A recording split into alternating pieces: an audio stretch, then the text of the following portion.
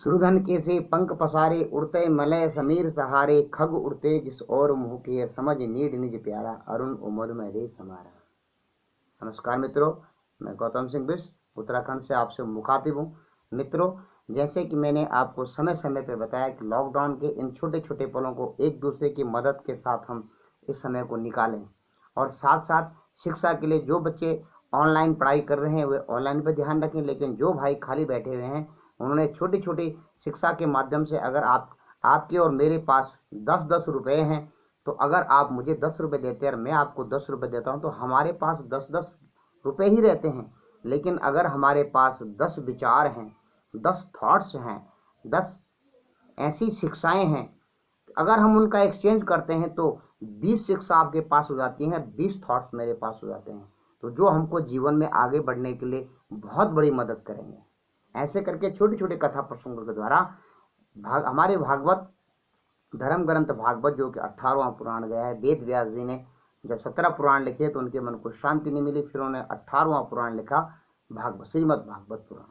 भागवत पुराण में एक छोटा सा वाक्यांश आता है। मैंने आपको बताया कि हमारे वेद ग्रंथ हमको कहानी के माध्यम से समझाने की कोशिश करते हैं, और हम लोग उसको समझने के लिए क्या करते हैं, समझते नहीं, अपनी बुद्धि के हवाले करते नहीं, उसका अभ्यास नहीं करते हैं। स्वाध्याय का अभ्यास कभी हम करते नहीं हैं, और संध्या भजन करना तो हमने छोड़ ही दिया। हम तो पाश्चात्य संस्कृति के पीछे दौड़ने वाले लोग हो गए। जब आज हम नज़र उठा के देखते हैं, अमेरिका, इटली, स्पेन, मरने वालों की क्षमता इतनी ज़्यादा बढ़ गई है, जो कि कोरोना वायरस से इतने लोग, सैकड़ों हजारों की तादाद तक वहाँ पहुँच गए मरने वालों की, तब हमको पता लगा कि हमारा संयम किस काम का था। आज हम संयम से हैं और हम 400 के आंकड़े पर पहुंचे हुए हैं, जबकि वहां पर कई हजार, 20-20 हजार तक पहुंच चुके हैं लोग, क्योंकि उनका मन संयमित नहीं था और हमारा मन संयमित था। हम छोटे छोटे कथा प्रसंगों के द्वारा अपने पूर्वजों की बात सुनते थे। आप अपने आप से जो बड़े हैं उनकी सेवा में रहिए। आप उनके चरण अगर स्पर्श करते हैं तो आपकी आयु, यश, बुद्धि और बल बढ़ता है। ध्यान रहे मित्रों, कभी भी आपको कोई भी आपके ऊपर रुकावट आती है, अगर आपके पास कोई बुरा समय आता है, तो कोई भी भगवान कभी डंडे से नहीं मारता है। बोलते हैं, रामायण कहती है, काल दंड गई काहू न मारा, हर लीनी बल बुद्धि विचारा। काल कभी किसी को मारता है तो डंडा लेके नहीं मारता है, उसकी बल, बुद्धि और विचारों का हरण करता है। हर लीनी बल बुद्धि विचारा, उसकी बल, बुद्धि और विचारों का हरण कर लेता है। तो आज कोरोना के समय में आपने अपने बल, बुद्धि और विचारों को संयमित रखना है, उनका हरण नहीं होने देना है, ताकि आप कोरोना के चपेट में न फंसें।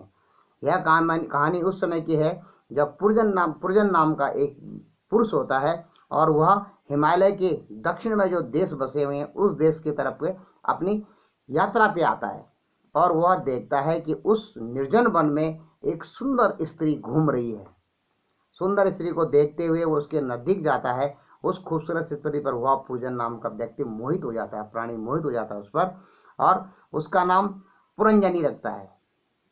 और जिस नगरी में, जिस इलाके में वह आता है, वहाँ पर भी एक बहुत बड़ी नगरी होती है पुरंजनी की, उसको पुरंजनपुरी कहते हैं। उस पुरंजनपुरी की वह मालकिन होती है। उसके साथ में उसके 10 सेवक होते हैं, और एक 5 फन वाला नाग उसके साथ में उसकी रक्षा करता रहता है। और उसके एक 10 सेवकों में से एक सेवक के पास 100 सेविकाएं होती हैं। इस प्रकार पुरंजन उससे अपने विवाह का आग्रह करता है, और वह पुरंजनी उससे शादी कर लेती है। अब पुरंजनी उठती है तो पुरंजन भी उठता है, वह रोता है, वह भी रोती है, वह खाती है, वो भी खाती है, वह हंसता है। इस प्रकार दोनों का इतना मिलाप हो गया कि जिस प्रकार से पुरंजनी करती है, पुरंजन वही काम करते जाता है। उसी नगरी के बाहर एक दुष्ट राजा होता है। उस राजा के लड़की का नाम जो था जरा था, उससे कोई शादी करने को तैयार नहीं था। उस राजा के पास में 365 गंधर्व और 365 गंधर्वियां थी, जो कि उसकी सेना में शामिल थे। इस प्रकार से वह राजा चंडवेग चाहता है कि मैं पुरंजनी नगरी पर आक्रमण करके उसको अपने बस में कर लूं।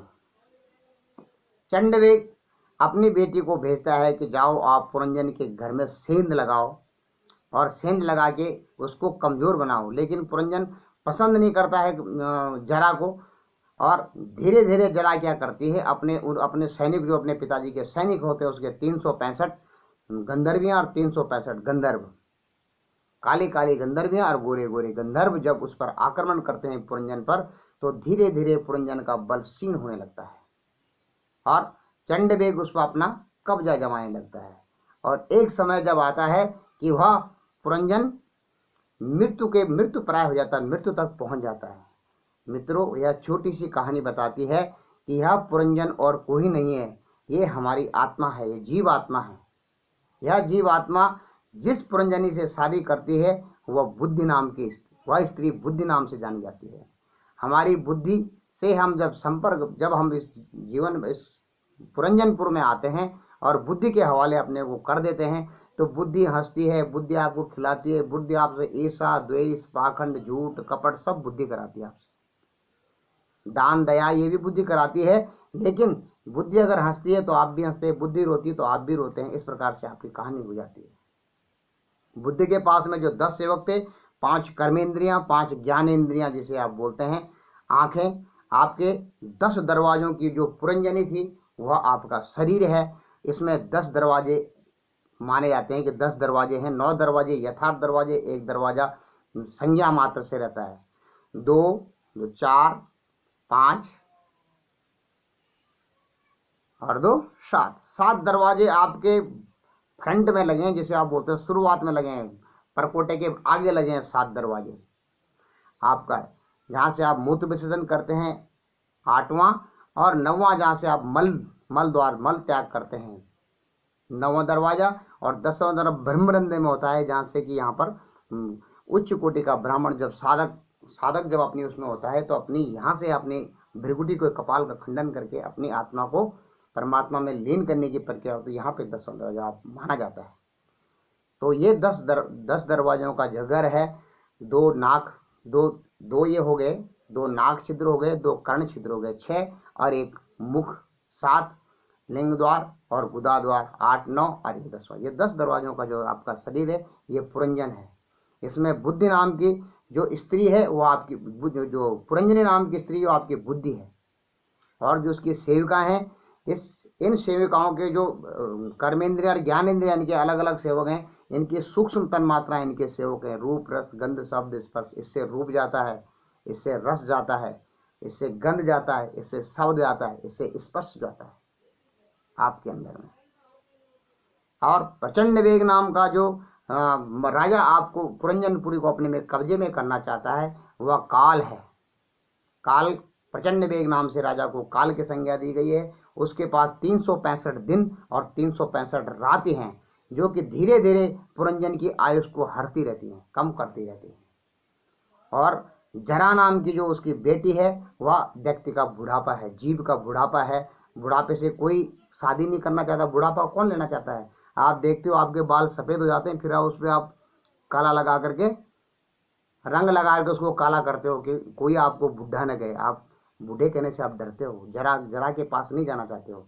लेकिन ये ध्यान रखना कि जरा धीरे धीरे आपके जीवन पर 365 गंधर्वियां और 365 गंधर्वों के साथ आक्रमण कर रही है।